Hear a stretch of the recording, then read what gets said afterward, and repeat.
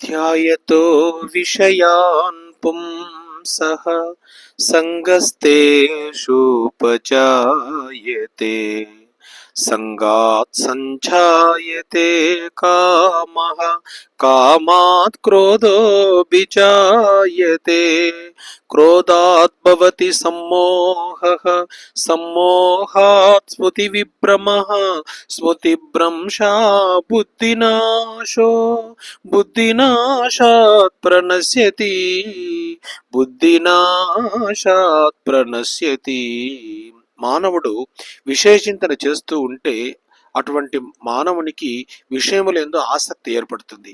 ఆసక్తి వలన కోరికలు కలుగుతాయి. కోరిక తీరకుంటే క్రోధం ఏర్పడుతుంది. ఈ క్రోధం వలన వ్యామోహం కలుగుతుంది. ఈ వ్యామోహం వలన మనలో ఉండే స్మృతి చిన్నాభిన్నం అయిపోతుంది.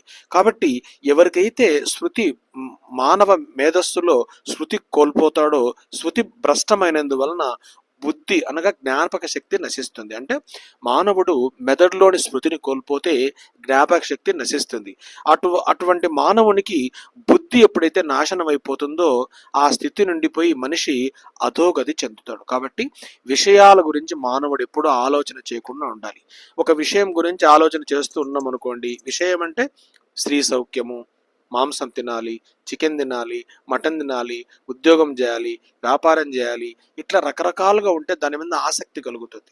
ఆసక్తి కలిగినప్పుడు కోరిక కలుగుతుంది. కోరిక వలన క్రోధం వస్తుంది. ఆ క్రోధం వలన వ్యామోహం, దానివల్ల శృతి కోల్పోతుంది. ఎప్పుడైతే శృతి కోల్పోతాడో మనిషికి జ్ఞాపక శక్తి నశించి బుద్ధి కోల్పోయి అధోగతి చెందుతాడని, దీని కారణంగా ఎప్పుడైతే మానవుడు అధోగతి చెందుతాడో వాడు పతనమైపోతాడని కృష్ణ భగవానుడు సాంఖ్యయోగములో 62, 63 ద్వారములో తెలియజేస్తున్నాడు. హరి ఓం తత్సత్.